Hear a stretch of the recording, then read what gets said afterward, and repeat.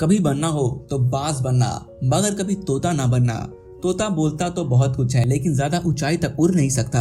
बाज बोलता बहुत कम है मगर सबसे ऊंचाई पर उड़ता है और बाकी पंछियों का राजा होता है बाज। आज मैं आपको 5 ऐसे पॉइंट्स बताऊंगा जो आपको बाज से सीखने चाहिए और लाइफ की बहुत बड़ी लर्निंग होने वाली है इन 5 लेसन से। पहला लेसन, ईगल फ्लाई अलोन। बाज अकेले उड़ता है और बाकी पंछियों के मुकाबले सबसे ऊंचाई पर उड़ता है। बाज कभी भी अकेला उड़ेगा लेकिन कभी भी चिड़ियों और छोटे पंछियों के साथ नहीं उड़ेगा। बाज या तो बाज के साथ उड़ता है या तो अकेला उड़ता है और इससे हमें ये सीखने को मिलती है कि छोटी सोच वाले लोगों से दूर रहे और अकेला रहो, क्योंकि यही वो समय होता है जब खुद को जानने का असली मौका मिलता है। दूसरा लेसन, बाज का विजन बहुत ज्यादा क्लियर होता है और बहुत ज्यादा स्ट्रॉन्ग होता है।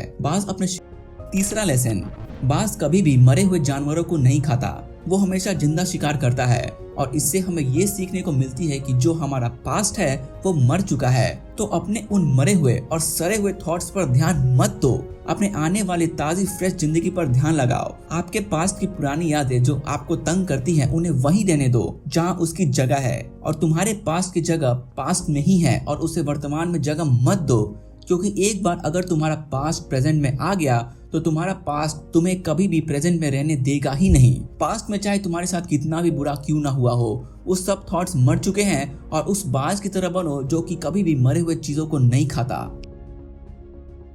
चौथा लेसन, जब आंधी तूफान आते हैं तब बाज बहुत ज्यादा एक्साइटेड हो जाता है। जब बारिश होती है तब सारे पंछी छुप कर बैठ जाते हैं, लेकिन बाज को बहुत मजा आता है जब तेज हवाएं चलती हैं, ताकि बाज उन हवाओं के चलते ऊपर और तेजी के साथ उड़ सके। और ऊपर उड़ते उड़ते वो इतना ऊपर उड़ जाता है कि वो बादलों के ऊपर पहुंच जाता है। और इससे भी हमें एक बहुत बड़ी सीख मिलती है कि मुसीबत में मजा ढूंढो। और नेपोलियन हिल ने एक बार कहा था कि हर चुनौती अपने साथ एक बहुत बड़ा अवसर लेकर आती है, तो उस बाज की तरह तुम भी अपने अवसर को पहचानो। जिस दिन तुमने अपने अवसरों को पहचान लिया तो सारी मुश्किलें तुम्हारे नीचे होंगी और तुम मुश्किलों के ऊपर होगे।